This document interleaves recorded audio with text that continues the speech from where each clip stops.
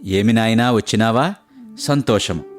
ముందు తెలిపిన జవాబులు చక్కగా మననము చేసి నిస్సందేహుడవై ఆచరించి ఆనందాన్ని పొందుచున్నావా?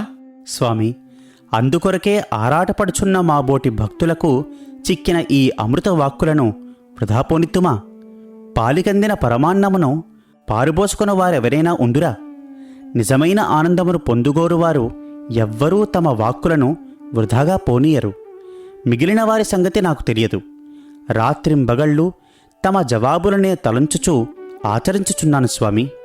ఆ అమృతపాన మహాత్మ్యము చేతనే ఏనాడు 16వ తేదీ వచ్చునా అని ఆతురత నాలో భరించలేకపోవచున్నాను.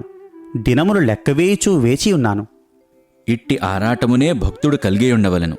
లోకమున నిస్సారమైన, నిరుపయోగమైన, నిత్యము కాని సత్యము కాని భ్రాంతులకై సర్వము త్యాగము చేసి ప్రేమించి అలమటించడము సహజము. అట్టి దానిని అవిద్యామాయ అందురు. అట్లు కాక నీవు భగవచ్చింతన కొరకు, వాక్కుల కొరకు, సారమును గ్రోలుట కొరకు దినములు లెక్కవేయుట, ఇవి విద్యామాయ. ఏనాటికైనా భక్తుడు ఈ మాయలో పడిన తప్పక ధన్యుడు కాగలడు. ఈ విద్యామాయలో నీవు ప్రవేశించితివి కాన నీవు ధన్యుడు. దీనిని అనగా ఇట్టి పవిత్ర భగవత్ విషయ చింతనను ఏమాత్రము ఏ కారణము వల్లనైనను సరే వదలక, తగ్గనీయక అభివృద్ధి చేసుకో. తప్పక పవిత్రుడువు కాగలవు. సార్థకతను సాధించి గమ్యమును చేరగలవు. స్వామి, పోయిన నెల నేనెవరు అనున్నది సెలవిచ్చదమని తెలిపితిరి. దానిని కూడా తెలుసుకున్న ఉన్న కొంత వ్యామోహము వదిలి నిస్సందేహముగా మీ స్మరణ చేయుచు ఆనందంగా ఉండును. అంతకంటే మహాభాగ్యమునదా? నాయనా, నేను అనున్నది యథార్థము తెలుసుకొనవలనన్న చెప్పుటకు చాలా సులభమైన, అది అనుభవమునకు రానిది, అంత తృప్తి నీయనిది. నీకు తృప్తి తీరా తెలుపుటకు, నీకు అర్థమొగుటకు కొంతకాలము కావెలను. ఈ మాసమున నాకు నియమించిన కాలము చాలకపోవచున్నది. ఈ రీతిగానైనను ఏ రీతిగానైనను ఉన్న కాలమును భక్తుల ఆనందమునకే ధారవోయిచున్నానే కాని వేరు నాకే స్వార్థమూ లేదు. నా కాలము భక్తులకు వినియోగించుచుండుటే నా స్వార్థము. పోయిన మాసమంతయు నెల్లూరు, గూడూరు, వెంకటగిరి చుట్టు పల్లెలు తిరిగి వస్తిని. తదుపరి బెంగళూరు పోయి వస్తిని. ఉన్న కొంతకాలమును ప్రేమవాహినికి వినియోగించితిని. ఈ మాసమున హైదరాబాద్, రాజమండ్రి, సామర్లకోట, చేబ్రోలు, నూజివీడు వెళ్ళుచున్నాను. కాన వ్యవధి లేదు. వచ్చే మాసమున తృప్తి తీరా నేను అన్న ఎవరో తెలుపుదును. ఈనాటికి ఈ క్రింద రాసిన బుర్రకథ అర్థము చేసుకో. చాలా వరకు నీవు అనున్నది ఎవరో బోధపడగలదు. దాని మూలమును కూడా చాలా వరకు వైరాగ్యము రాగలదు. ఆపై నేను చెప్పెడి విషయము నీవు అనున్నది సులభముగా తెలియను. బుర్రకథ కేవలము చదువుటయే కాక పద పదమునకు అర్థము తెలుసుకుని ఆలోచించుము. గిర్రున నీ బుర్ర తిరుగును. అదైనా సెలవిప్పించండి. నా ఆశను పూర్తి చేసుకుందును. అమృతమును ఆరగింతును. విను చక్కగా. తైతై తైతై బొమ్మ, దీని తమాష జోడర మాయబొమ్మ. ఖ్యాతిగా దీనికి ముందు వెన్కగల కథ వివరింతును వినుజీవ. తైతై తైతై తైబొమ్మ, దీని తమాష జోడర మాయబొమ్మ. మాతృగర్భమున మలమూత్రముల రోతల నీవు రోదింప, ప్రీతిగా వీరలు పేరంటమ్ములు చేతురిదెంతటి చిత్రమురా. తైతై తైతై తైబొమ్మ, దీని తమాష జోడర మాయబొమ్మ. పుట్టితి మది గోల్పోయితి, దుర్గతి పట్టితినని నీవేడవగా, అట్టే నవ్వుచు నానందించెద రిట్టి వీరు నీకెవరయ్యా. తైతై తైతై తైబొమ్మ, దీని తమాష జోడర మాయబొమ్మ. మసిలో మట్టిన మలమూత్రములన్ మసలుచు సిగ్గను మాటయ్యలేక, పసిపాపడవై పడచూ లేచుచు దినమొక నాటక మాడవోకో. తైతై తైతై తైబొమ్మ, దీని తమాష చూడర మాయబొమ్మ. తోడివారలతో కూడియాడుచు వేడుకతో పలు విద్యలు నేర్పుచు, చూడచూడగ చోద్యపు కళతో ఏడేడునకు ఎదిగే బొమ్మ. తైతై తైతై తైబొమ్మ, దీని తమాష జోడర మాయబొమ్మ.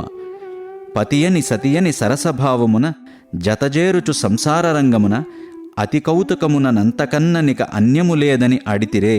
తైతై తైతై తైబొమ్మ, దీని తమాష జోడర మాయబొమ్మ. బొమ్మను బొమ్మను పొందుపరచి పలు బొమ్మలు సేయుర బ్రహ్మయ్య, నమ్ముటవన్నీయు నావేయని ధిమ్ధిమ్మని వానితో నాడుదుగా. తైతై తైతై తైబొమ్మ, దీని తమాష జోడర మాయబొమ్మ.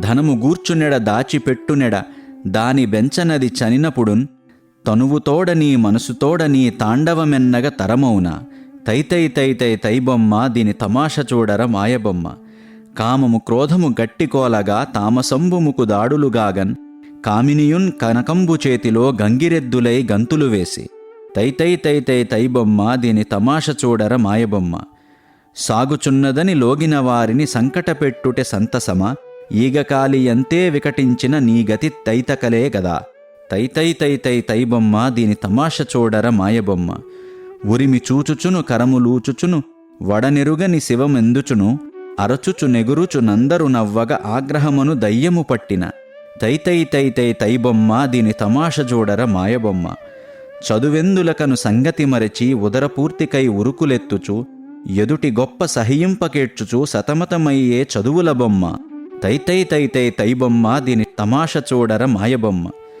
గుట్టుగా నీ చెడు కోర్కె చెల్లెనని లొట్టలు గొట్టకు రోరన్న చిట్టా వ్రాస్తే చిత్రగుప్తు కండ్లెట్టుల గంతలు గట్టుదురా తైతై తైతై తైబొమ్మ దీని తమాష చూడర మాయబొమ్మ అందము ప్రాయము ఇంద్రియ శక్తియు ఉందని నిక్కకు రోరన్న ముందున్నదిరా తొందరలోనే ముసలితనమ్మను ముసల పండువు తైతై తైతై తైబొమ్మ దీని తమాష చూడర మాయబొమ్మ మసలలేవు కను మసకలు మోమున మడతలుబడెతల నెరిసెనుగా ముసలికోతి అని పనివారలనిన్ ముసిముసి నవ్వగ కసరుకొనునేవో తైతై తైతై తైబొమ్మ దీని తమాష చూడర మాయబొమ్మ చచ్చుదాక సంసార చింతలో పుచ్చిన లాభము వచ్చేనా అచ్చట నీ యమయాతన కడ్డము వచ్చేదేదిర పిచ్చయ్య తైతై తైతై తైబొమ్మ దీని తమాష చూడర మాయబొమ్మ బుర్రుమనుచు ఉండను పిట్ట బుట్టబొమ్మను విడిపోగా బిర్రుగా నీల్గిన కర్రబొమ్మ ఇది బర్రున్న బయటికి పట్టిలాగే తైతై తైతై తైబొమ్మ దీని తమాష చూడర మాయబొమ్మ పంచభూత సంభవమౌ మేనికి పంచత్వము ప్రాప్తించుగదా వంచితుడై నా దంచు దీనికై వాంచగొంచు దుఃఖించే జీవ తైతై తైతై తైబొమ్మ దీని తమాష చూడర మాయబొమ్మ బంధువులందరూ వాకిటి దాకను వల్లకాటికిని ఒత్తురుగా బంధమణచి నిన్ బాయని ఆపద్బాంధువు భగవన్నామమిరా తైతై తైతై తైబొమ్మ దీని తమాష చూడర మాయబొమ్మ నమ్ముకొనకు నిత్యమ్మని దేహము పుట్టి ముంచునది నట్టేటన్ తుమ్మునంతలో తూలిపోవు నీ 9 తొర్రల తోలుబొమ్మ తైతై తైతై తైబొమ్మ దీని తమాష చూడర మాయబొమ్మ ఆపదలన్ సౌఖ్యంబులందున ఏపుమీరగా ఏడ్చుచు నవ్వుచు ఆ పరమేశ్వరునానతి మేరకు ఆడే భోగము తాపాబొమ్మ తైతై తైతై తైబొమ్మ దీని తమాష చూడర మాయబొమ్మ ధర్మకర్మ సూత్రంబులగుని నిన్ తానాడింపగ దైవంబు మర్మ మెరుంగక మాయేటందువు మాధవు చేతి కీలుబొమ్మ తైతై తైతై తైబొమ్మ దీని తమాష చూడర మాయబొమ్మ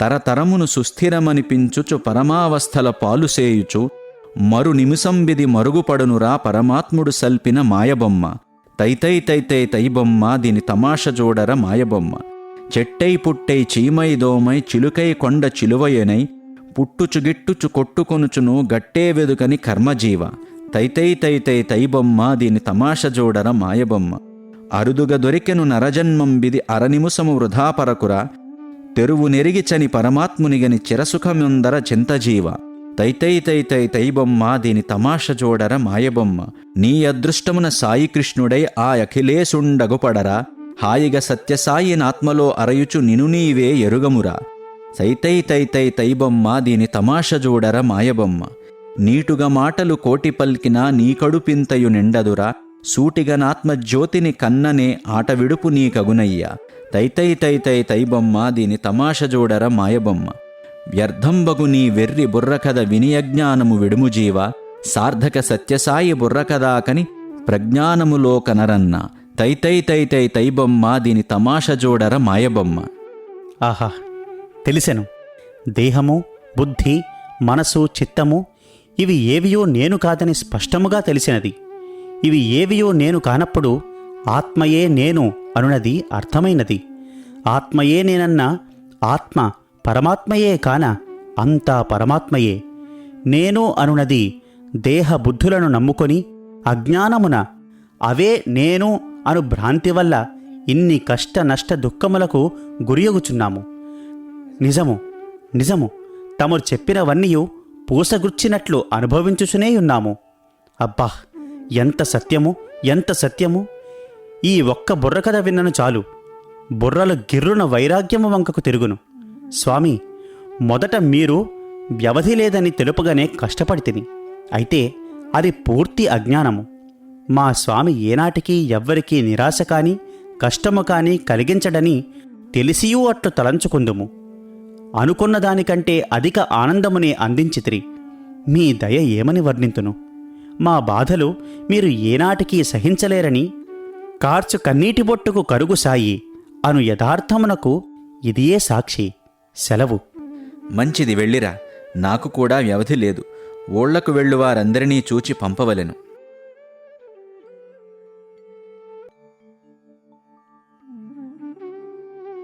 నమస్తే స్వామి. శుభమస్తు నాయనా. మీ దయ ఉన్నా అన్నీయూ శుభమే, అది లేకున్నా అశుభమే. భేష్. శుభాశుభములు రెండూ ఒక్క దయయందు ఎట్లు ఇమిడియున్నవో తెలియనా? అట్లే ప్రతి విషయమునందునూ రెండు రెండు ఇమిడియున్నవి. పోని ఆ విషయము నిలిపి గడిచిన సారథి బుర్రకథ తెచ్చి నీ బుర్రకు కదిలించెనే. ఆ కదలికకు నీ బుర్ర ఏ స్థితిలో ఉన్నది ఇప్పుడు?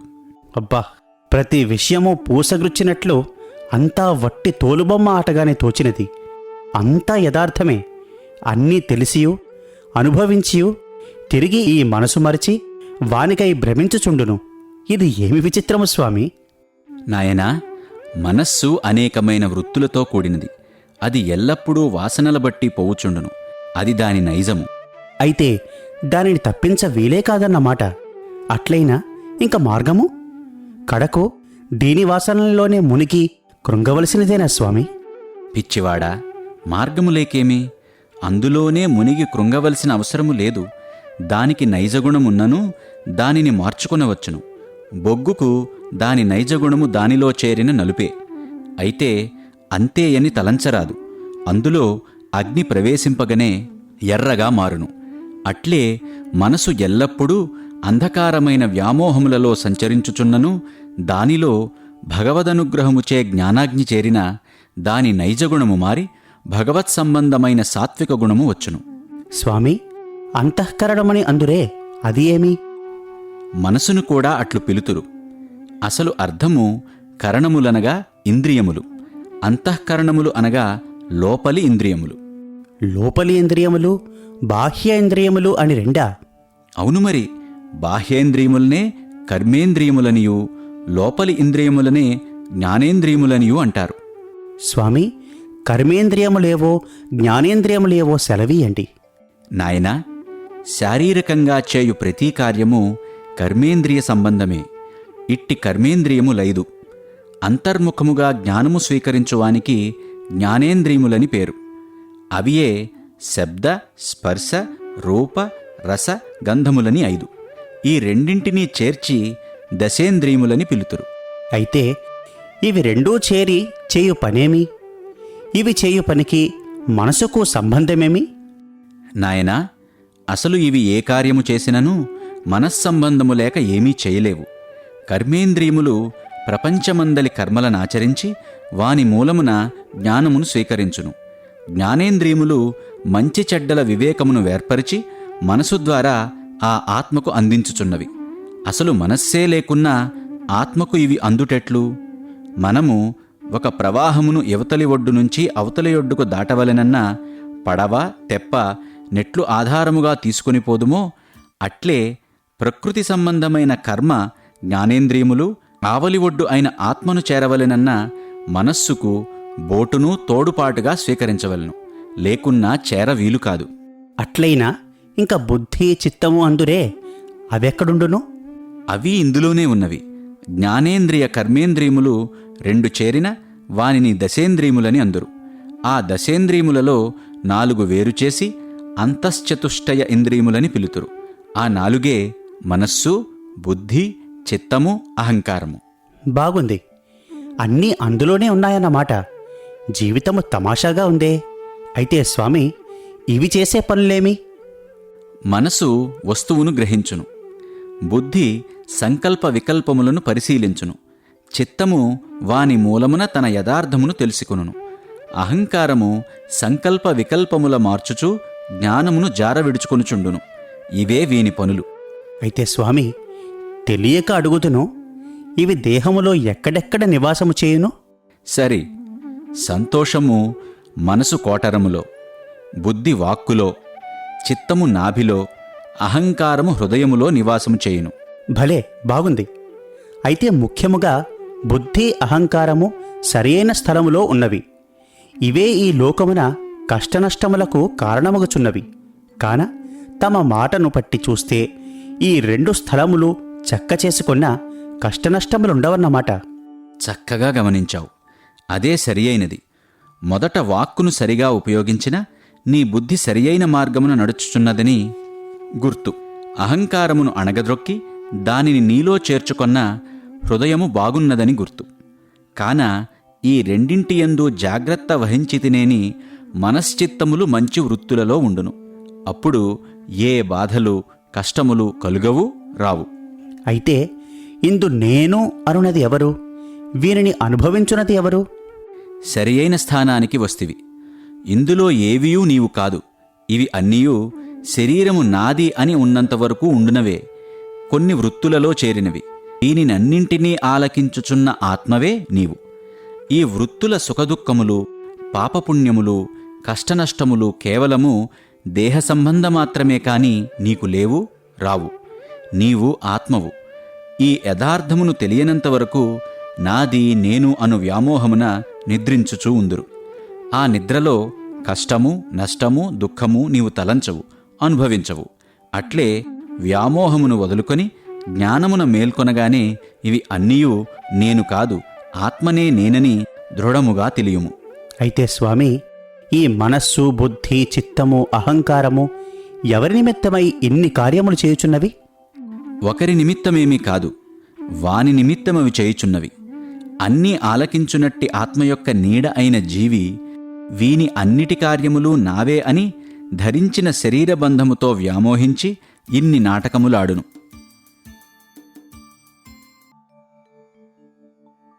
ఓహో, ఏమి ఈ పర్యాయము చాలా ముందుగానే వచ్చినావే? తమరు రప్పించుకొట్టిరి. వస్తిని స్వామి, నాదేమున్నది? అది నిజమే కాని ఏదో కారణము లేక కాగితము సైతము కదలునా? అట్లనే ఇంత మునుపు రావడానికి కూడా కారణముంది.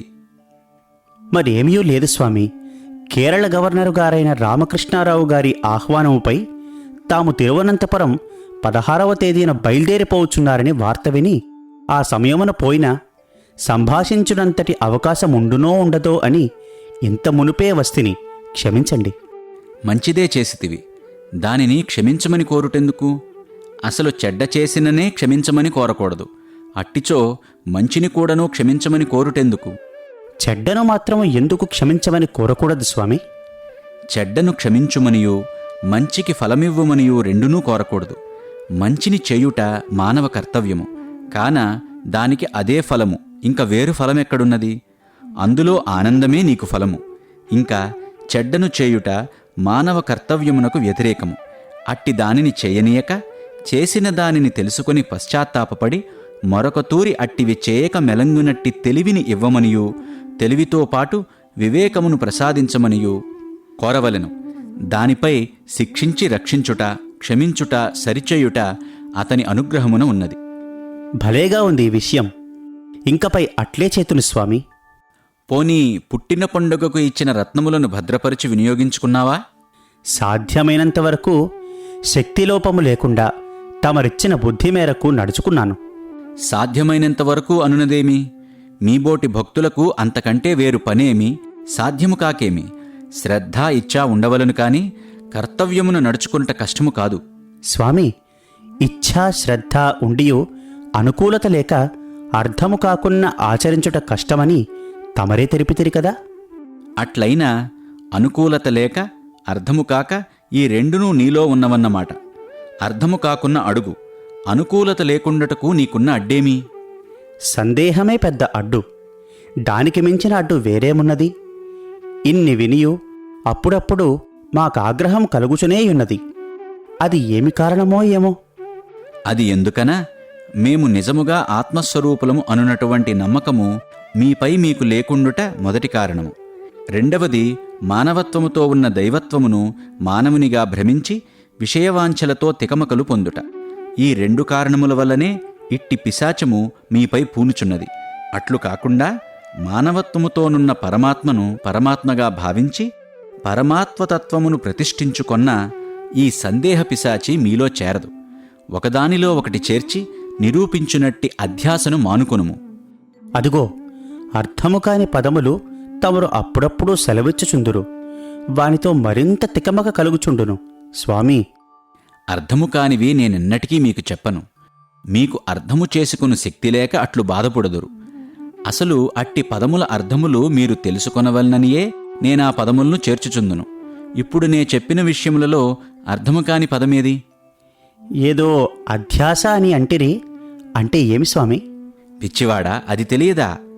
ఒక రూపము చూచి మరొక రూపమని భ్రమించుట, ఒక వస్తువులో మరొక వస్తువును నిరూపించుట. అంటే ఎట్లు? ఏ వస్తువునందు మరొక వస్తువును నిరూపింతురు? సెలవీయండి. చూడు, త్రాడును చూచి పామనియు, ఎండమావులను చూచి ఏవో గుర్రములనియు, ఎండలో మెరియు అద్దము చూచి దీపమనియు, ఇట్లే ఎన్నో ఉన్నవి. అయితే నేను దేనిని చూచి ఏమని భ్రమించుచున్నాను? ప్రకృతి స్వరూపములోనున్న పరమాత్మను చూచి కేవలము ఇది ప్రపంచమని భావించుచూ భయపడుచున్నావు. ఆ భ్రమచేతనే నీవన్ని విధములగు బలహీనతలకు చోటిచ్చుచూ భ్రాంతులతో సందేహములతో సమసిపోచున్నావు. దానిని యథార్థముగా కనుగొన్న భ్రాంతులు పోయి భయము వీడి ధైర్యముతో పరమాత్మ అను దృఢత్వము ప్రతిష్ఠాగును. అట్టి దృఢత్వమును పొందుటకే వివేకమును లైటు అవసరము. త్రాడు పామును సంశయమున్నంతవరకు ఎంత బాధ, ఎంత భయము, ఎంత భ్రాంతి! దానిని వెలుతురులో చూచిన తక్షణము ఆ భయభ్రాంతులు ఎట్లుపోవునో ఏమైనా అర్థమగునా? అట్లే ఈ భ్రాంతులు కూడా ప్రకృతిని పరమాత్మ అని తెలుసుకొనిన తక్షణమే తెలియకనే అదృశ్యమైపోవును. ఇట్టి భ్రాంతులలో భ్రాంతులను కల్పించి వస్తువులో మరొక వస్తువును నిరూపించునట్టి విచారమునే అధ్యాస అందురు బాబూ. స్వామి, ప్రకృతిని పరమాత్మ అని అనవలనన్నా ఎట్లు సాధ్యమగును? సహజ మానవుల దృష్టిలో ప్రపంచముగా గోచరించుచున్న ఈ ప్రపంచమును పరమాత్మ అని తలంచవలనన్నా సందేహం రాక తప్పదే.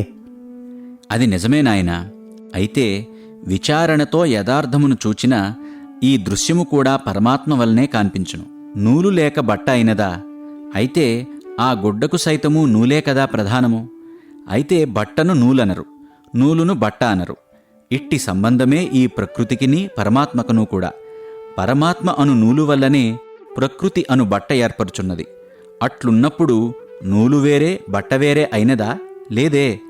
నూలును ఒక రీతిగా వినియోగింతురు, బట్టను మరొక రీతిగా వినియోగింతురు. అంతమాత్రమున నూలు వేరు బట్ట వేరని భావించరాదు. సరి స్వామి, పరమాత్మ వల్ల ప్రకృతి అని తెలుసుకొనినా పరమాత్మ వేరు ప్రకృతి వేరు కాదని తెలిసినది. ఈ రెండునూ ఒకటే అయినా ఇంక జీవుడు అనున్నది ఏది ఇందులో? అదే మీకు కలిగించు సందేహము బాబూ. నేను అను ఎరుకకు స్థలమిచ్చినవారు జీవుడు. ఇతను దేహేంద్రియాదులను ఉపాధులతో కూడుకొని ఉండును. అయితే ఆత్మ, జీవాత్మ, ప్రత్యేగాత్మ, చిదాత్మ, కర్త, భోక్త అన్నీయూ ఇతడే. ఇంకా జడమని ఒక పదము వేరే ఉపయోగింతురే. అది ఏది జడము ఎట్లు ప్రవర్తించును? సెలవీయండి. బుద్ధి మొదలు శరీరము వరకు అయిన ప్రకృతి పరిణామమెల్లను జడమే. ఇదే అసత్తు, అచేతనము. సచ్చిత్ స్వరూపుని కంటే వేరైనదంతయూ జడమనియే భావించుము. అసలు నిజమునకు జడము లేక ప్రపంచము విడిగా లేదు. చైతన్య సంయోగము లేక జడము దొరకదు. ఆకాశ సంయోగము లేక గాలి ఎట్లు విడిగా దొరకదో అట్లే ఇదీను కూడా. పుట్టునటువంటి స్థావరజంగమాత్మకమగునది అంతయు ప్రకృతి పురుష సంయోగము వలన పుట్టుననియే కదా గీతలో ఆనాడు చెప్పినది. అయితే ఈ బుద్ధికి మనసునకు ఆత్మతో సంబంధమేమి? ఎట్లుండును? అబ్బాయి, ఆత్మకు బుద్ధికి వేరు ప్రత్యేక సంబంధము లేనప్పటికీ ఆత్మ పరిశుద్ధము, నిర్మలము. బుద్ధి పరిశుభ్రము, నిర్మలమే. అద్దముపై సూర్యుడు ప్రతిబింబించినట్టులా బుద్ధి యందు ఆత్మచైతన్యాభాస కలుగును. అప్పుడు బుద్ధ్యాభాస మనసునందును, మనో ఆభాస ఇంద్రియములందును, ఇంద్రియాభాస దేహమునందును కలుగును. ఇందేది అన్నింటికీ సంబంధము? ఆత్మప్రకాశమే కదా. అయితే ఆ ప్రకాశమును ఆకర్షించు అద్దము వంటి బుద్ధి ఉండుట వలన కదా. ఇప్పుడు బుద్ధి సంయోగము ఇటువైపు ఇంద్రియములకు అటువైపు ఆత్మకునూ కలదు చూడు. అయితే ఆ నేను అను జీవునకు ఇంద్రియములకును దేహమునకును ఎట్టి సంబంధము కలదు? వానికి సంబంధమే లేదు. ఇంద్రియములు దేహము మనసు కంటెనూ కూడా నేను అనునది వేరుగానే ఉన్నది. దేహధర్మములను ఇంద్రియధర్మములను అంతఃకరణ ధర్మములను ఈ జీవియందు ఆరోపించుచున్నవి. చూడు, నేను ఎర్రగానున్నాను అని దేహధర్మమును ఆరోపించుకొనుచున్నాడే కాని జీవికి సంబంధము లేదు. నేను మూగవాడను అని ఇంద్రియధర్మమును ఆరోపించును. ఆశ అంటే కామము చేత అంతఃకరణ ధర్మమును ఆరోపించుచున్నాడు. తెలిసినదా? ఒక్కడే. ఆ పరంజ్యోతి ఒక్కటే. ఆ నిత్యము సత్యము ఒక్కటే. బాగా తెలుసుకో. ఆహా, ఎంత సుబోధ! చిన్నపిల్లలకు సైతము ఆత్మతత్వమును అర్థము చేసుకున వీలగునట్టి ఈ విషయములు లోకమునకంతయు చాటినచో లోకము చీకటి బాసి ప్రకాశించును స్వామి.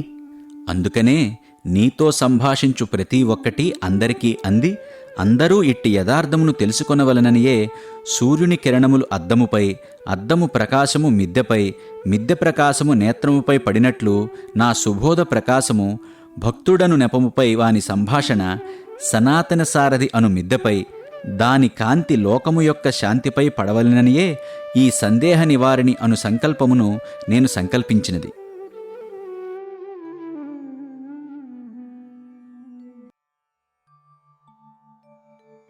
వస్తివా? సంతోషం. ఏమి సమాచారం? తమ సమాచారము తప్ప మాకు వేరేమున్నది స్వామి. తమ కేరళ సంచారం అత్యంత ఆనందముగాను అద్భుతముగాను ఉండెనని వింటిని. అయితే ప్రాప్తి లేకపోయేనని చింత తప్ప మరి ఏమీ లేదు. దానికి చింత ఎందుకు? విని సంతోషపడవచ్చును గదా. తిరిగి అట్టి అవకాశము కలిగినప్పుడు నేను కూడా పొందవలనను దృఢత్వము ఉత్సాహము ఉండవలను కాని గడిచిన దానికి చింతించరాదు. ప్రాప్తి లేకున్నా ఎంత దృఢత్వము ఉత్సాహము ఉండి ప్రయోజనమేమి? అట్టి ఆశ మరింత నిరాశ కలిగించును కదా. ప్రాప్తికి ఒక రూపమున్నదా ముందే తెలియుటకు? కేవలం ప్రాప్తి ప్రాప్తి అని ప్రాప్తికై కాచుకొనకూడదు. ఇచ్ఛా ప్రయత్నములు కర్మరూపమున ఆచరించకున్నా ప్రాప్తియుండియు ఎట్లు సిద్ధించును? ఎంతటి ప్రాప్తికైనను కర్మనాచరించుట అవసరం. కర్మ సహాయము లేక ప్రాప్తి సిద్ధించదు కదా. ప్రాప్తి ఉండినా అన్నీయూ వాటంతట అవే చేకూరును కదా. అదే పెద్ద పొరపాటు. పండు చేతియందుంచుకుని ప్రాప్తియే ఉండినా దాని గుజ్జును బొజ్జన చేరునని ఊరకుండినా ఎట్లు చేరును? తిని మృంగునటువంటి కర్మను నీవు ఆచరించక గుజ్జు నాకు ప్రాప్తించలేదని ఏడ్చుట ఎంత వెర్రితనము! ప్రాప్తి వలననే కాయ నీ చేతికి చిక్కింది. కర్మ వలన దానిని అనుభవించుకొనవచ్చును. కర్మ లేక ఎట్టి దానిని సహితము అనుభవింప వీలులేదు. కర్మ కర్తవ్యము, ప్రాప్తి కర్మఫలము. కర్మలేక ఫలము లేదు. స్వామి, అయితే ప్రాప్తి ప్రాప్తి అని దానిపై భారం వేసి ఊరకుండకూడదా? నీ శక్తిలోపము లేక దానికి తగిన కర్మనాచరించుచు ప్రాప్తిపై భారము వేసి మెలంగుట ఉత్తమము కాని తగిన కర్మ నాచరించక ప్రాప్తి ప్రాప్తి అని ఊరక కూర్చున్నా అది పెద్ద తప్పు. ఫలము చేజిక్కిన ప్రాప్తియూ సిద్ధించదు. కర్మను ఎట్టివారైనను ఆచరించియే తీరవలెను. అవునవును స్వామి, గీతయందు కూడా కృష్ణ పరమాత్మ ఒకానొక సమయమున అర్జునునకు, పిచ్చివాడా, నేనే కర్మ ఆచరించకుండినా లోకమే జరుగదు. ఇక నీవు కర్మ ఆచరించకుండినా కర్మపురుష ఫలమెట్లు సిద్ధించునని సెలవిచ్చెను. కర్మ పురుష లక్షణమన్నమాట. అయితే స్త్రీ లక్షణము వేరేయున్నదా? పిచ్చివాడా, కర్మ ఒక పురుష లక్షణమే కాదు, ప్రకృతి లక్షణము. పురుషులైనను స్త్రీలైనను క్రిమికీటకాదులైనను వృక్ష జంతువులైనను లోకమునందుండు సమస్తము కర్మను ఆచరించక తప్పదు. తత్ఫలితమే ప్రాప్తి అప్రాప్తి. కాన కర్మ ప్రకృతి లక్షణమని తెలుసుకో. పురుష లక్షణమని ప్రయోగింపకము. పురుషుడు పరమాత్ముడొక్కడే. ప్రకృతి అంతయు శక్తి.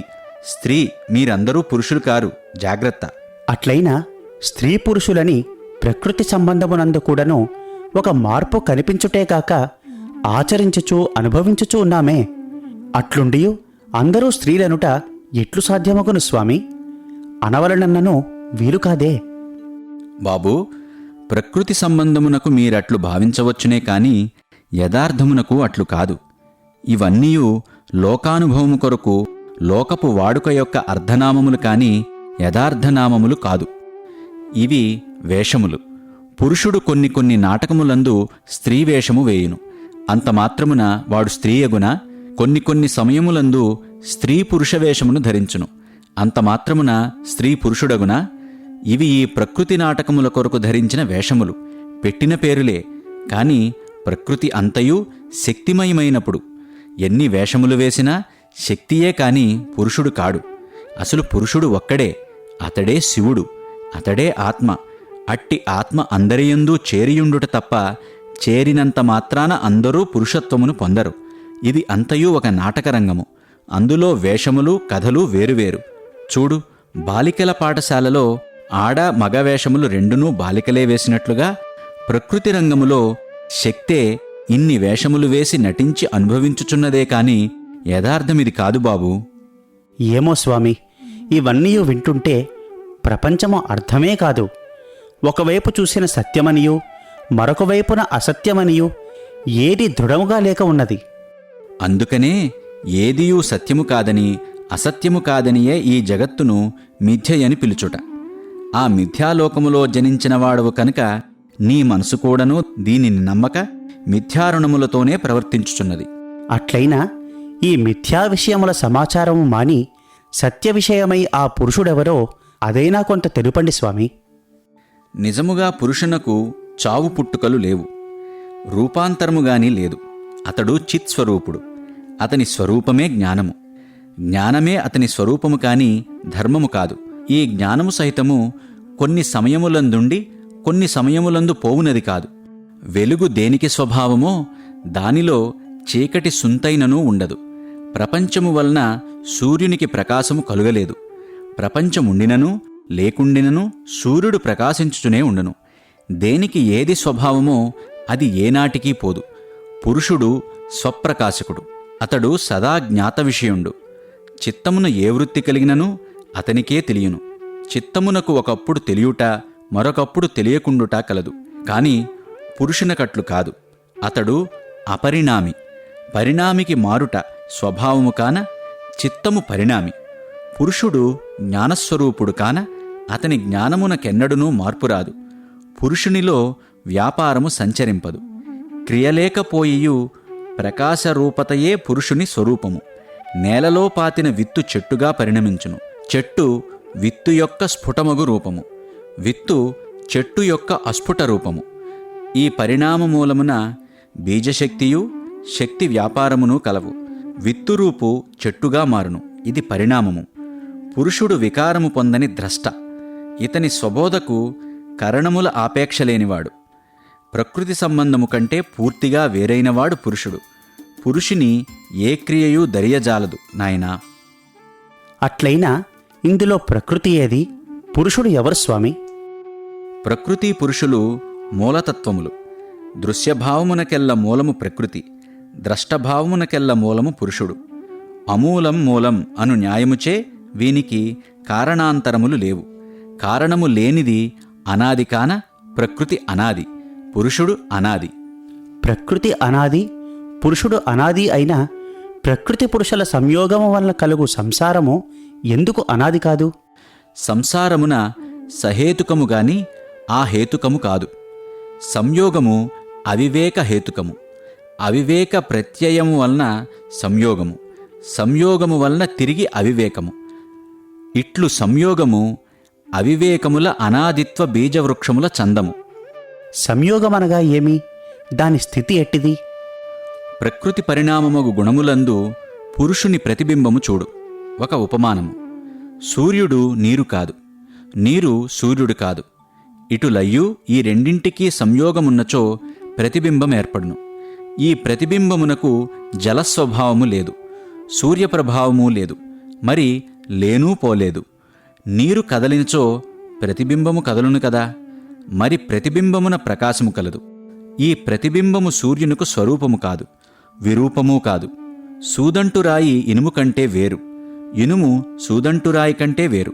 ఇటులయ్యూ ఈ రెండింటికీ సామీప్యమున్నచో సూదంటు రాయి ధర్మము ఇనుమునందు ప్రవేశము పొంది ఆ రాయి ఇనుమును తన వంటి దానిదిగా చేసుకొనుచున్నది గదా. ఈ రెండింటికీ సంబంధమే సంయోగము. అయితే ఇందులో నిజమైన పురుషుడెవరు, వ్యావహారిక పురుషుడెవరు? వారి వారి ప్రవర్తనలు ఎట్టివో సెలవీయండి. సూర్యుడు ప్రతిబింబమని చెప్పి తిని కదా. ఆ ప్రతిబింబ పురుషుడు పురుషునకు స్వరూపుడు కాడు, విరూపుడు కాడు. విషయములకును బింబమునకును నడుమ ఈ ప్రతిబింబ పురుషుడు కానిచో ప్రపంచ వ్యవహారమే లేదు. ఈ ప్రతిబింబ పురుషుడే భోక్త, కర్త, అనుభవిత, బింబపురుషుడు, శుద్ధపురుషుడు. ఇతడు అభోక్త, అకర్త, అననుభవిత, ప్రతిబింబితుడగు ఈ పురుషునకు వ్యవహారిక పురుషుడనియు గ్రహీత అనియు పేర్లు. బింబపురుషునికే సత్యమైన నిత్యమైన ఆత్మస్వరూపుడగు యథార్థ పురుషుడని పేరు. గ్రహీత వికారియగు జ్ఞాత అని తెలుసుకొనవలను. సరి, బాగున్నది స్వామి. చక్కని బోధ. ఇట్టి యథార్థములు తెలుసుకొనవలనన్నా ఎన్ని పుస్తకములు త్రిప్పి ఉండవలనో, త్రిప్పినంత మాత్రమున అర్థమగుట మరింత కష్టమై ఉండును. పురుషుడు లోకమును లేడు అనియు, ఇదంతయు లోకానుభవార్థమై ఆచరించు నాటకమనియూ తేలినది. నిజమైన పురుషుడు పరమాత్ముడొక్కడే. అట్టి పరమాత్మను చేరుటకు ప్రకృతిలోని ప్రతి ఒక్కటియూ ప్రాకులాడుచున్నది. దానినే శివశక్తి ఐక్యత అందురేమో. భలే భలే. అవును, అదే జీవబ్రహ్మ ఐక్యత అనబడును. ఎట్టివారైనను ఆశించయే తీరవలను. లేకున్నా జీవుడెంతకాలమైనా ఏకముగా ఉండలేడు, సాధ్యము కాదు. అట్టి ఐక్యతను ఆశించే సాధననే పరమార్థ సాధన, మోక్ష సాధన అని పిలుతురు. మోక్షమనగానేమి, ముక్తి అనగానేమి స్వామి? రెండూ ఒక అర్థము. జీవికి కుక్తాయమనే ముక్తి అందురు, అనగా మనసుతో ఉండునది జీవి. ఆ మనోరూప నామగుణములు క్షీణించినప్పుడే మోక్షమందురు. అవి క్షీణించి మనోనాశనమేర్పడగానే జీవి బ్రహ్మలో ఐక్యమగును. దానినే మోక్షమందురు. గోదావరి, గంగా వాని వాని హద్దులు పెట్టుకున్న రూపములు, రుచులు, నామములు ఎంతవరకు? సముద్రమున చేరకుండునంతవరకే. సముద్రమునకు దగ్గర దగ్గరగా పోను రూపనామ రుచులు మారును. ఎప్పుడు ఈ మూడును పూర్తిగా మారిపోవునో అప్పుడే సముద్రుని యందు ఐక్యత. అప్పుడు సముద్రుని రూపనామ రుచులే వచ్చును కదా ఈ నదులకు కూడా. కాన ఈ జీవులను నదులు వ్యామోహ మమకార అహంకారములగు రుచి రూపనామములను ధరించియుండును. ఇవి పరమాత్మ అనుగ్రహ సాగరమునకు దగ్గర దగ్గరగా పోనుపోను ఈ వ్యామోహ మమకార అహంకారములు మారుతూ మారుతూ వచ్చును. ఎప్పుడు ఈ గుణ వికారములు మనోభావములు పూర్తిగా నశించునో అప్పుడే బ్రహ్మలో ఐక్యమైనట్లు తేలును. ఇట్టి రుచులు నామములు ఉన్నంతవరకు ఐక్యత చేకూరదు. సముద్రమున చేరిన గంగకు తీపి ఎట్లుండును? ఆ రుచియేయుండినా నిండు సముద్రమున చేరలేదనే అర్థము. అట్లే బ్రహ్మలో ఐక్యము అయినారన్నచో ఆ గుణ మనోరుచులు ఉండకూడదే. అట్లుండినా ఇంకా సంపూర్ణముగా ఐక్యము కాలేదనే రుజువుపరచును. తెలిసినదా? అట్టి సంపూర్ణ ఐక్యతనే సాయుజ్యముక్తి అందురు బాబూ. సరి, బాగున్నది స్వామి. అట్టి పవిత్ర ఐక్యతను ప్రతి ఒక్కరికీ అనుగ్రహించండి. లోకము చల్లబడుతుంది. అనుగ్రహించుట స్వతంత్రము కాదే. అనుగ్రహమును సంపాదించునట్టి సాధనలు చేసిన అనుగ్రహము దానిపాటికదే లభించును. ఇచ్చునట్టి వస్తువు కాదు అది. ప్రకాశించు సూర్యుని కిరణములను ఇవ్వమని తనపై పడుమని కోరవలసిన అవసరము లేదు. ప్రకాశశక్తి తన ప్రభావమే. దానికి అడ్డులు పెట్టుకొనక ఉన్న అడ్డులను తీసివేసి సూర్యుని కిరణములకు సూటిగా నిలుచున్నా అవే పడును. ప్రకాశించే అనుగ్రహ కిరణములకు వ్యామోహ మమకార అహంకారములను అడ్డుపెట్టుకుని వాని కిరణములు మాపై పడలేదన్నా ఎవరి తప్పు? కిరణములు ఏమి చేయును? ఇప్పుడు మేము ఈ మమకార అహంకార వాసనల నుండి దూరము కావాలన్నమాట. అన్నమాట ఏమి? అక్షరాలా కావలను, ముమ్మాటికి కావలను. అట్టి అనుగ్రహ కిరణములను ఆశింతువా తప్పక ప్రయత్నించు. లేక ఈ మురకగుంటయందే ఈతలాడుదువా అనుగ్రహించుట అనవసరము. ఇప్పుడు అనవసరమైనను ఇక కొంతకాలమునకో ఇంకా కొన్ని జన్మలకైనా వానిని ఆశించక తప్పదు. ఎన్నటికో ఆ పనులు జరుపుట ఎందులకు? అంతవరకు ఈ బాధలు పొందుటెందులకు? సాధ్యమైనంత త్వరలోనే పవిత్రతను పొందుము. ముముక్షువు ఎందుకు కాకూడదు? నేటి నుండియే కాదు, ఈ నిమిషము నుండియే క్రమక్రమముగా ప్రయత్నించు. వెళ్ళిరా. ప్రయత్నము మాత్రము తీవ్రముగా వద్దు, శాంతముగా ప్రయత్నించు.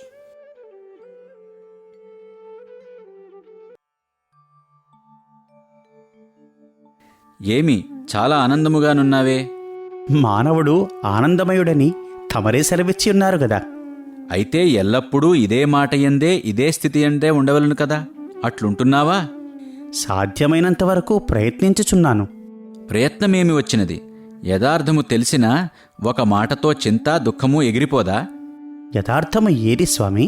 ఉన్నదంతయూ అసత్యమే. పాడే పాటలు, ఆడే ఆటలు అన్నీయూ అసత్యమే అని తెలుసుకొనినా యథార్థము తప్పక కనిపించును. ఇన్ని అసత్యభావములు, ఊహలు, కర్మలు ఎత్తివేసినా క్రింద సత్యము కనిపించును. ఇన్నింటినీ పైన వేసుకుని సత్యమేది అన్న ఎట్లు కనిపించును? ఇవన్నీయూ మాత్రము చేసినది, చూచునది, అన్నది, అనిపించుకొన్నది, అనుభవించునది ఎట్లు అసత్యమని తెలుపవీలగును? అసలు అన్నీయూ అనుభవించువాడు ఎవరు అనునది మొదట తెలుసుకో. నేను నేను అని దేహమును పోల్చుకునుచున్నావే, అదే మొదట అసత్యము. అనుభవించు నేనే అసత్యమైనప్పుడు అనుభవించు కర్మలు సత్యమెట్లు? అన్నింటికీ ఒకే ఆత్మయున్నది. అనుభవించున్నది తాను కాదు, ఆలకించున్నది తాను కాదు, సర్వసాక్షి నీవు. స్వామి, ఆత్మ అన్నింటియందు అంతటా ఉన్నదని అందురే చచ్చిన దేహమును కూడా ఉన్నదా?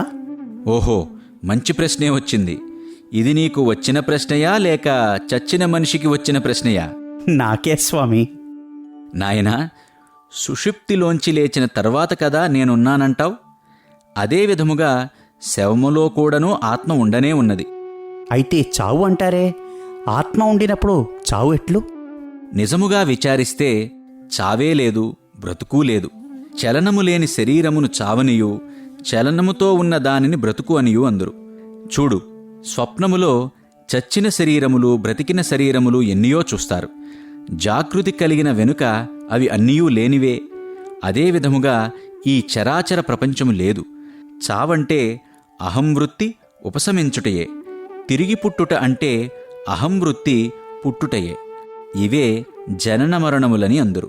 నాయనా, ఈ చావు పుట్టుకలు అహంకారమునికే కాని నీకు లేవు. అయితే నేనెప్పుడూ ఉండునా? తప్పక. అహంవృత్తి ఉన్నప్పుడు ఉన్నావు, అది లేనప్పుడూ ఉన్నావు. వృత్తికి మూలము నీవు కాని వృత్తి నీవు కావు. అయితే ముక్తిని పొందినారని అందురే, అది ఏది? పైన చెప్పిన చావు పుట్టుకల మూలము తెలుసుకొని అహంవృత్తిని సమూలంగా నాశనము చేయవలెను. అప్పుడు ఉన్న స్థితినే ముక్తి అందురు. అయితే నేను చావనప్పుడు నేను మీరు ఒక్కటే కదా? కాదని ఎవరనిరి? ఆ ఒక్కటనుభావము దృఢముగా నిశ్చయించుకొన్న వేరు లేనేలేదు. అంతవరకు ఆ సత్యమైన నేను అసత్యమైన నేనులో ఐక్యమయ్యేటట్లు చేయుటకు గురువు సిఫార్సు కావలనని కొంతమంది అందురే, అది ఎంతవరకు సత్యము?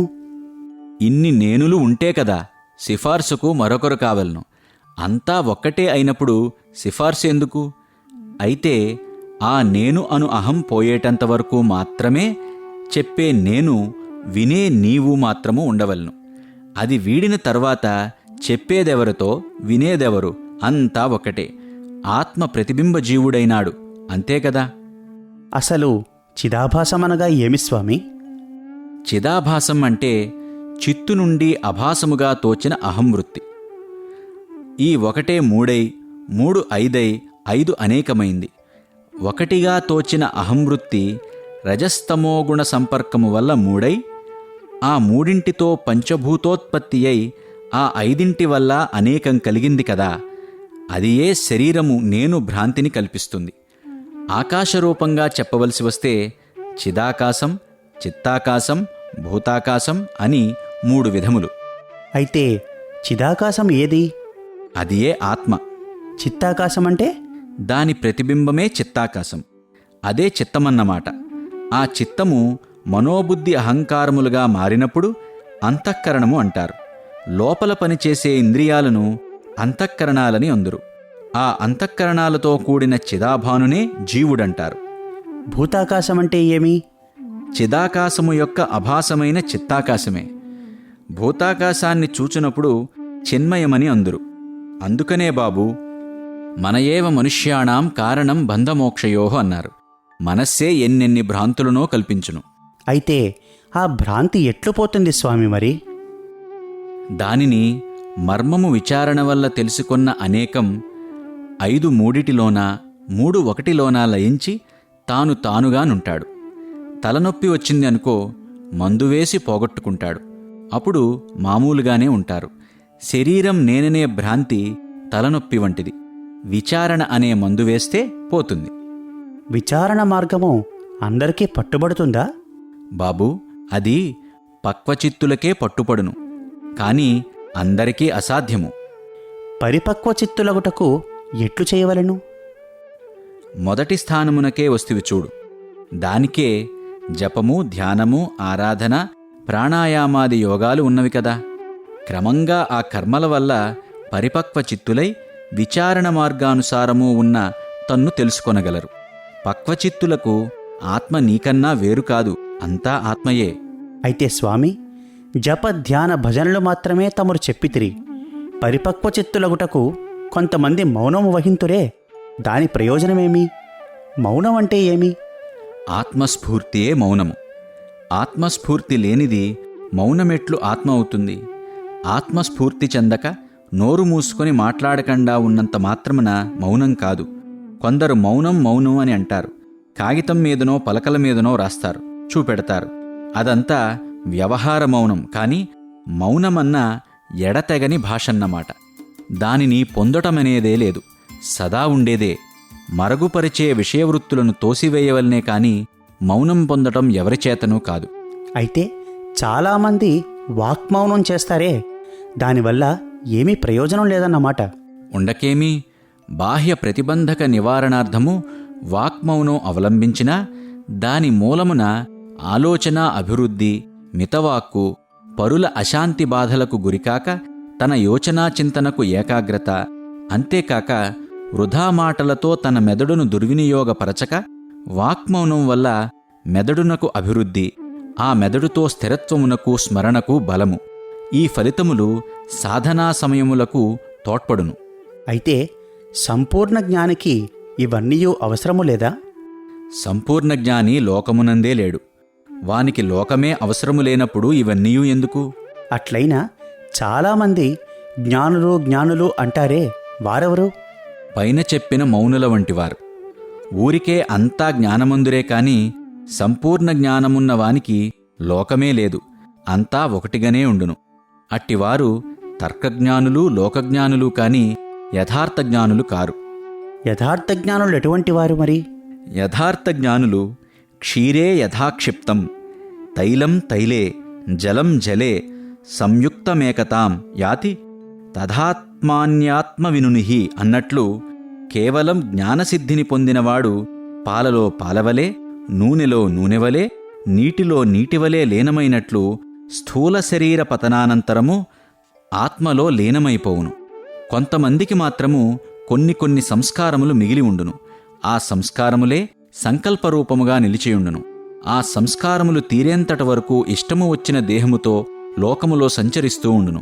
అదియును భగవత్ సంకల్పము వల్లనే వారినే దైవాంశ సంభూతులనియూ అందురు. ఈ భేదము ఎందుకు రావలను స్వామి?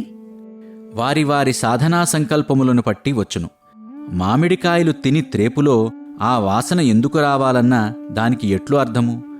తిన్నది అదే కనుక త్రేపు కూడా దాని వాసనే వచ్చును.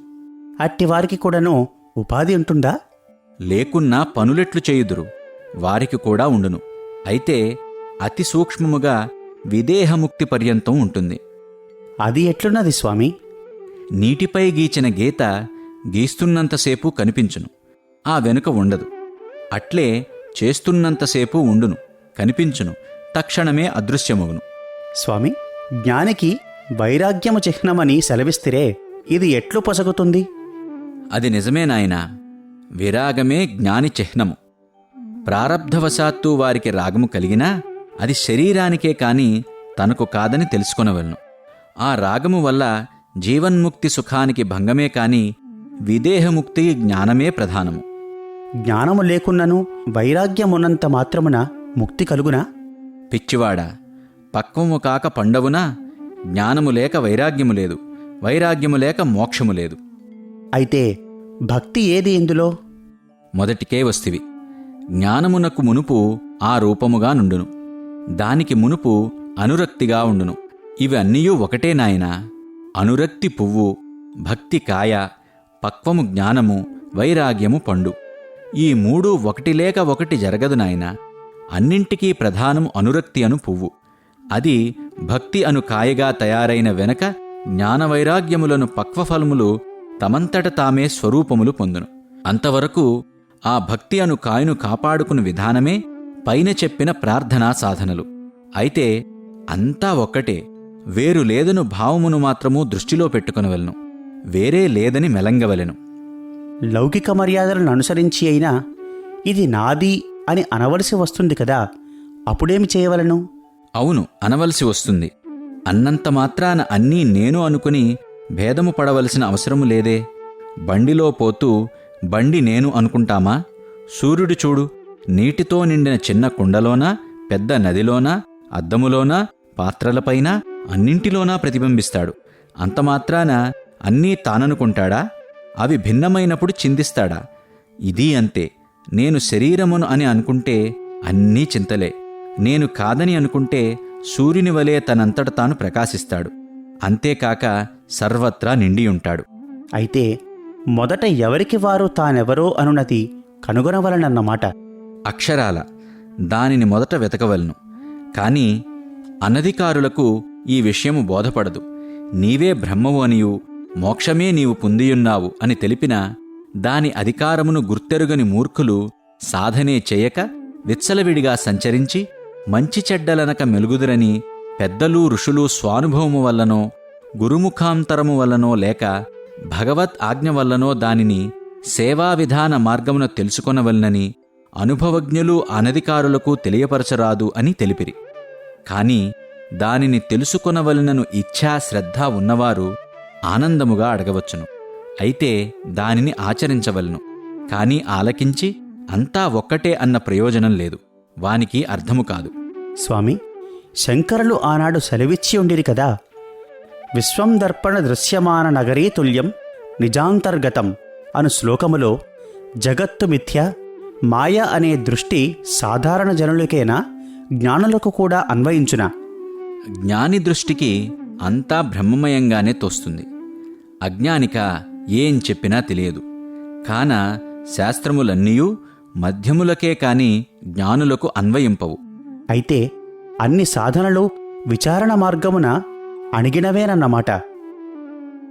అవును, నేనెవడు అను విచారణయే వేదాంత బోధ.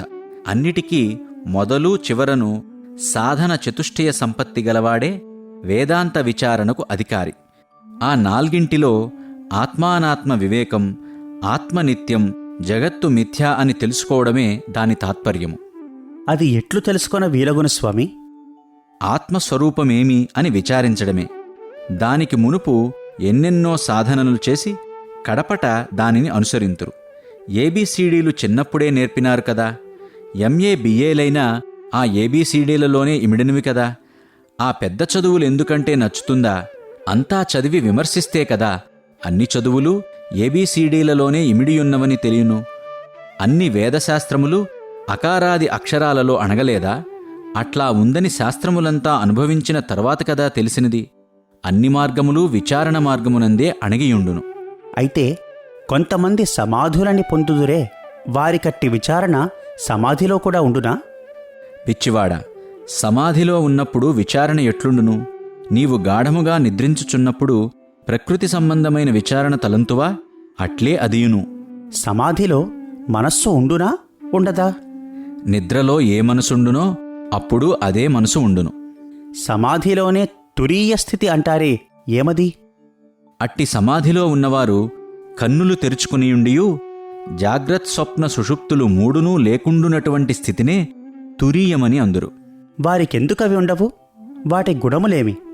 అవి అహంకార లక్షణములు. అహంకారమే మనస్సు.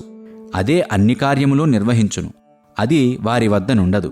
అట్టి అహంకారము వారి వద్ద నుండి ఏనాడో తొలగిపోయి ఉండును. అట్టివారు కన్నులు తెరచినా మూసినా ఒక్కటిగానే ఉండును. కాని స్వామి, ఆ అహమే లేకుంటే వారెట్లు మాట్లాడగలరు? మునుపు అహంగా తోచిందే యథార్థం తెలుసుకున్న తర్వాత స్వరూపంగా పరిణమిస్తుంది. దానినే మనోనాశనమని అంటారు కూడా. అయితే ఆ నిర్వికల్పేత్యాది సమాధులు అన్నీయూ నాశనమేనా? పిచ్చివాడ, సమాధుల నినయు లయమే కాని నాశనం కాదు. అణగటం లేవటం ఉన్నంతవరకు సాధకస్థితే. చాలా బాగున్నది స్వామి ఈ విషయము. కేవలము బాగున్నదని అంతటితో ఊరుకుండట కాదు, దానిని అనుష్ఠించుచూ జీవితము గడుపు. పోయిరా. మంచిది స్వామి, అట్టి ఆచరణకును అనుగ్రహము చూపండి. వెళ్ళి వస్తా.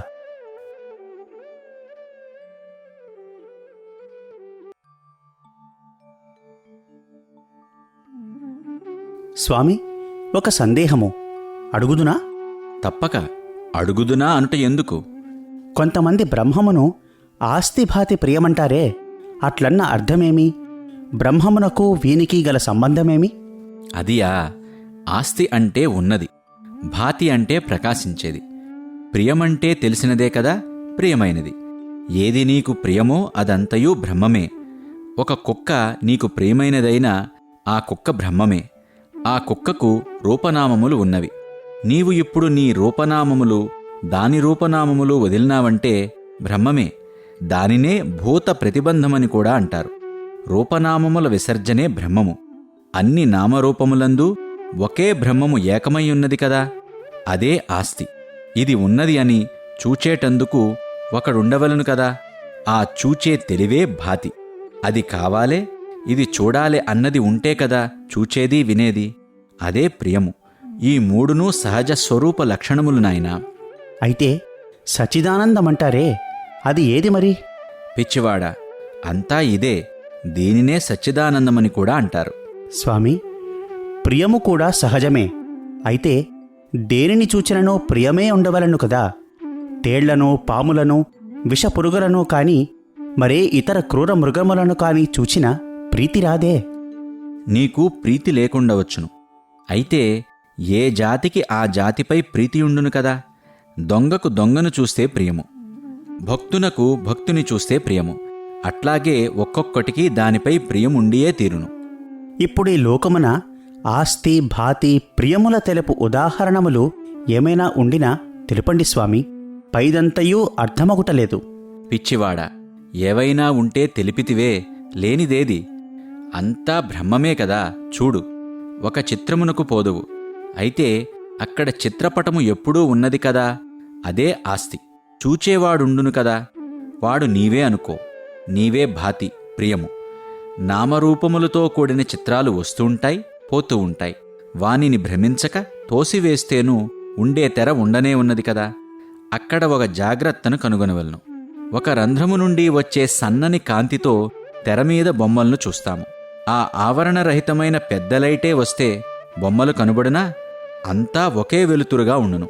అదే రీతిగా మనస్సనే చిన్న వెలుతురు ద్వారానే చూస్తే నానా విధములైన నానా వ్యర్థములైన ప్రపంచము గోచరిస్తుంది. ఆత్మజ్ఞానమును పెద్ద లైటుతో చూస్తే అంతా ఒక్కటే వెలుతురు, అనగా ఒకే బ్రహ్మముగా కనిపించును. తెలిసినదా? చాలా బాగా అర్థమైనది స్వామి. భూత ప్రతిబంధమేదని తెలిసినది. వర్తమాన ప్రతిబంధాలంటారే, అవి ఏవి? సరి, బాగున్నది, తెలుపుదును చూడు. వర్తమాన ప్రతిబంధములనగా విషయాసక్తి లక్షణమని, కుతర్కమని, ప్రజ్ఞామాంద్యమని, విపర్యాసదురాగ్రహమని 4 విధములుగా ఉన్నది. అందులో విషయాసక్తి అంటే విషయాల మీద గాఢమైన ప్రీతి. కుతర్కమనగా గురువులు బోధించిన అర్థమునకు విపరీత అర్థమును తీయుట. ప్రజ్ఞామాంద్యమనగా గురువులు చెప్పిన అర్థజ్ఞానములు బుద్ధికి ఎక్కకుండుట. విపర్యాస దురాగ్రహం అంటే నేను శాస్త్రి, పండితుడు, వర్తకుడు అని దేహేంద్రియాదులందు ఆత్మతత్వ బుద్ధి కలగడము. వీనిని వర్తమాన ప్రతిబంధకాలంటారు. ఇంకా భావి ప్రతిబంధమనగా ఏమి స్వామి? ఓహో, అది పాపకర్మల వలన ఎప్పుడూ వచ్చేదే, తెలియకుండానే వచ్చేది. అయితే అది తెలిసేదెట్లు స్వామి? అది అందరికీ సాధ్యము కాదు. సన్నిహితమైన పాపకర్మం ముముక్షువులైన వారికి కొంతవరకు రూఢమై దయారూపమైన ఆసక్తి పుట్టించు దానిని భావి ప్రతిబంధమని తెలుసుకోవాలి. అది కేవలము ఒక జన్మముతో తెలుసుకొనలేరు, అనేక జన్మలు కావలను. అట్లు అనేక జన్మములు కలిగినవారు దానిని తెలుసుకున్నవారు ఎవరైనా ప్రమాణమునకు ఉందురా? లేకేమి, భరతుడు, వాసుదేవుడు ఇత్యాది వారెందరో కలరనియు, భరతుడు 2-3 జన్మలు ఎత్తెననియు, వాసుదేవునకు తిరిగి జన్మ కలిగినదనియు శృతి స్మృతి పురాణాదులు చెప్పుచునేయున్నవి కదా. కొన్ని జన్మలు ఎత్తక ఈ ప్రతిబంధత్రయములు తెలియవన్నమాట. ఎత్తకనే తెలుసుకున్న వీరులేదా? లేకేమి, ముముక్షువైనవాడు ఈ చెప్పబడిన ప్రతిబంధత్రయాన్ని విచారించి అవి తనను అంటకుండా ఉండేటట్లు తొలగించుకోవాలి. అట్లా చేయకుంటే నిజముగా కొన్ని జన్మలు కలగడానికి సందేహమే లేదు. స్వామి, వర్తమాన ప్రతిబంధాన్ని గురించి చెప్పితిరి. భూత ప్రతిబంధానికి నివృత్తి ఉండినట్లు దీనికి నివృత్తి ఏది? దీనికి మాత్రమెందుకు లేదు? ప్రతిబంధమునకు కర్మ, దానికి తగిన నివృత్తి ఉండనే ఉన్నది కదా. నివృత్తి లేని బంధమే లేదు. చూడు, శమ, దమ, ఉమరతి, తితిక్షల వల్ల విషయాసక్తియును, తిరిగి తిరిగి శ్రవణము చేయుట వల్ల ప్రజ్ఞామాంద్యమును, ఆ విన్నదానిని మననము చేయడము వల్ల కుతర్కమును, నిధిధ్యాసము వల్ల విపర్యాస దురాగ్రహమును నివృత్తి కాగలదు. తెలిసినదా? స్వామి, ఇన్ని వివరములు తెలుసుకోవడం వలనన్నా కేవలం అందరికీ సాధ్యము కాదు కదా. ఇట్లు అందరికీ సాధ్యము కావాలనన్నా ఏది అవసరమో? పిచ్చివాడా, ఏది తెలుసుకొనవలనన్నను తెలియకున్నను ఈ రెండింటికి విజ్ఞాన అజ్ఞానములే కారణము. విజ్ఞానము వల్ల తెలియను, అజ్ఞానము వల్ల తెలియదు. ఇంత మాత్రము నీకు తెలియదా? మొదట విజ్ఞాన అజ్ఞానములంటే ఏమో ఒక్కొక్కరు ఒక్కొక్క రీతిగా చెప్పుచుందురు. అజ్ఞాన విజ్ఞానములకు మూలాధారములేవో తమరు సెలవీయండి. మొదటికే వస్తివా? సరి. బహిర్ముఖమైన మనోవృత్తిని అనగా ప్రకృతి సంబంధమైన వాసనావృత్తిని అజ్ఞానమనియు, అంతర్ముఖమైన మనోవృత్తిని అనగా ఆత్మ సంబంధమైన వాసనావృత్తిని విజ్ఞానమనియు అంటారు. అజ్ఞానమునకే మనస్సు అని, చిత్తమని పేరు. ఆ వృత్తియే అంతర్ముఖమైనప్పుడు బుద్ధి అని, అహంకారమనియు అనవలసియుండును. అయితే జ్ఞానికి పరేచ్ఛా ప్రారబ్ధము తప్ప మరేమీ ఉండవని కొందరు పెద్దలందురే, అది నిజమా? జ్ఞానికి అజ్ఞానికి ఇచ్ఛా, అనిచ్ఛా, పరేచ్ఛా, ప్రారబ్ధాలు సమంగానే ఉండును. అనుభవము కూడా అంతే. అయితే జ్ఞానికి మనము చేస్తున్నామనే తలంపు ఉండదు, కాబట్టి బంధము ఉండదు. అజ్ఞానికి నేను చేస్తున్నాననే తలంపు ఉండుట వల్ల బంధము ఏర్పడును. ఇదే వ్యత్యాసము చెప్పియుంటిని కదా దీనికి మొదలే. మనయేవ మనుష్యాణం కారణం బంధమోక్షయో అన్నట్లు అన్నింటికీ మనసే కారణము. మనసు మనస్సు అంటారే, మనసు ఎట్లుంటుంది? దాని రూపమేమి? మనసుకు తలంపులే రూపము బాబూ. ఆ తలంపులకు మూలము తెలుసుకుంటే బంధము ఉండదు. అయితే ఆ మూలమేమి? ఆ మూలమే తాను తాను అంటుంటారే, ఆ తానే మూలము. తన్ను తానరసి ఉన్నట్లు ఉంటే ఎన్ని తలంపులు రాని పోని తన్నేమీ చేయలేవు. సరి, చక్కగా ఉన్నది స్వామి. ఇవన్నీయూ మా బుర్రకు అంటి మమ్ముల ధన్యుల మగునట్లు చేయండి. వెళ్ళి వస్తా. నమస్తే. తథాస్తు. వెళ్ళిరా నాయనా, ఆనందముగా ఆశీర్వాదములు అందుకో.